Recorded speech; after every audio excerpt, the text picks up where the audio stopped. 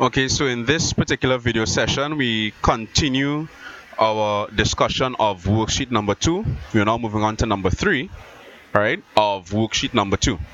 So number three's question is, North Island contains 200 acres of agricultural land on which it can grow rice or peas. Each acre can yield either 4 pounds of rice or 3 pounds of peas annually. In neighboring South Island, with 400 acres of cropland, the yields are 3 pounds of rice or 1 pound of peas per acre.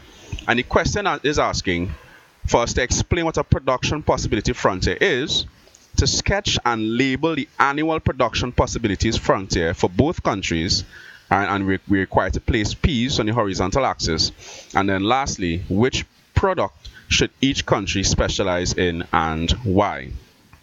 So with regards to the production possibility frontier, we know that it shows the maximum amount of two goods that a country can produce, the different production possibilities, right? The different production combination choices, right, of two goods that a country can produce in its totality, right, in a maximum amount with a given level of technology and fully employing all resources available to the country. So that there can be utilized as our definition for the production possibility frontier. Now, with regards to sketching and labeling the annual production possibility frontiers for both countries, what we're going to look at is we have here our axes. Rice is on the vertical axis and peas is on the x-axis, the horizontal axis. And we know that with regards to, so let's look at our diagrams. I'm going to explain it as they have been drawn. We realize that the intercept for South Island's PPF is 1200 on the y-axis and it is 400 on the x-axis, whereas for North Island's PPF the intercept is 800 on the y-axis and 600 on the x-axis. How did we come to this? It's simple. Remember, South Island has 400 acres of cropland, and each acre yields 3 pounds of rice or 1 pound of peas. So therefore, the maximum amount of rice that South Island can produce will be 400 acres multiplied by 3 pounds, which will be 400 by 3, gives us a value of 1200. So 1200 pounds of rice can be produced by South Island. And we know that 1 pound of peas is yielded per acre, and South Island has 400 acres, so therefore 400 by 1 gives us a value of 400. So South Island's PPF will have an intercept of 1200 for rice and 400 for peas. North Island, however, only has 200 acres of agricultural land, and therefore their yield is 4 pounds of rice per acre or 3 pounds of peas per acre. Again, therefore, with 200 acres of land and each acre yielding 4 pounds of rice, the maximum amount of rice that North Island can have will be 4 by 200 gives us a value of 800. So that's our intercept here. All right, approximately 800. Also, with regards to the peas, they yield 3 pounds of peas annually, and with 3 pounds of peas annually with 200 acres, that is going to be 3 multiplied by 200, which gives us a value of 600. And that is how we explain the intercept for North Island with 600 units of peas and 800 units of rice. And the last question for the last part of this question, which says, which product should each country specialize in and why? We will be required to be able to calculate which country has a comparative advantage in which product. Why is this necessary? Remember, again, if you read your notes or remember your notes, you will recall that countries are encouraged to produce the goods and services that they have the comparative advantage in. So, we are required to calculate comparative advantage. Okay? When we calculate the comparative advantage, we realize that North Island is able to produce rice at an opportunity cost of 0.75 in terms of peas, meaning for every pound of rice produced by North Island, they give up 0.75 amount or 0.75 pounds of peas. Okay? However, we realize that South Island, for every pound of rice produced, they give up 0.33 amount of pounds in peas.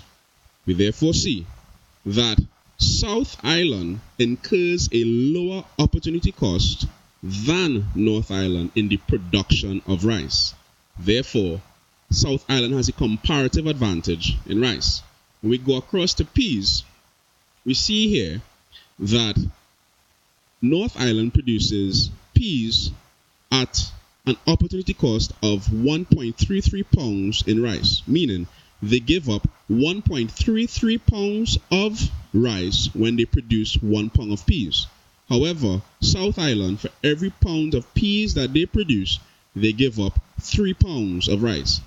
It can be seen, therefore, that South Island has a higher opportunity cost in producing peas, whereas North Island has a lower opportunity cost in terms of the production of peas. Therefore, North Island has the comparative advantage in the production of peas. We can therefore conclude that South Island should specialize in rice, whereas North Island should specialize in peas, because these are the products that they have the comparative advantage in, respectively.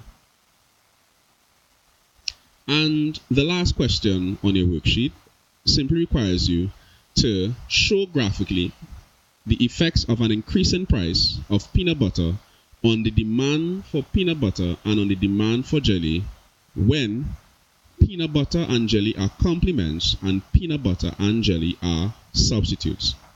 So let's look at it.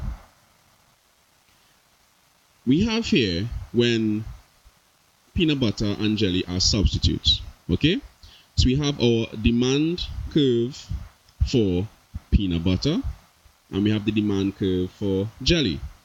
Now, when the price of peanut butter increases, in this case here from P to P1, we realize that there is a reduction in the quantity demanded from Q to Q1. So, we realize that on the demand for peanut butter, there is a reduction in the quantity demanded, as we realize there's a movement along the demand curve from this point to this point, revealed by this arrow, as the quantity demanded falls as a result in a price increase in the product called peanut butter.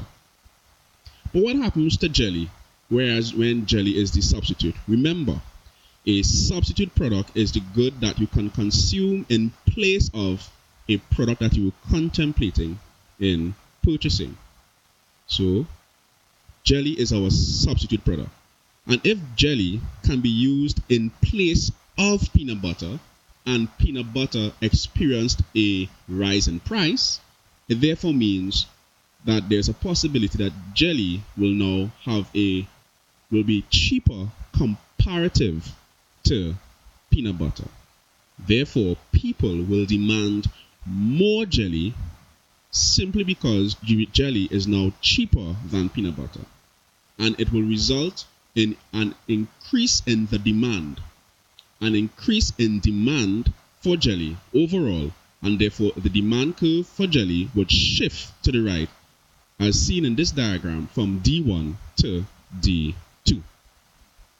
What happens when peanut butter and jelly are complementary goods? Well, we know that the answer for what will happen to the demand for peanut butter will remain the same. Again, with a price increase from P to P1, all we see is a reduction in the quantity demanded of peanut butter from Q to Q1. However, a complementary good is a good that goes hand in hand with each other. Meaning, if you demand peanut butter and you buy a bottle of peanut butter, you would be desirous of also buying a bottle of jelly because they go hand in hand. Now, we realize in this diagram that there is a fall in the quantity demanded of peanut butter. Less units are purchased in peanut butter. And if less units are purchased in peanut butter, it means less units will be purchased in the jelly. So jelly would experience a fall in its demand. This can only be illustrated, therefore, by a shift in the demand curve to the left, signifying a lower demand for jelly, illustrated by the movement from D1 to D2. So we realize, therefore, that with a price increase in peanut butter, when peanut butter and jelly are substitutes, the demand curve for jelly would shift to the right, but when peanut butter and jelly are complementary goods, the demand curve would shift to the left. So I hope that these videos would have assisted you in understanding the worksheet number 2. And if you have any other questions, you can send me, you could post it up on the forums and I could answer it accordingly for you. Do have a good day or good night, all depending on when you would have watched this video. Thank you. Bye-bye.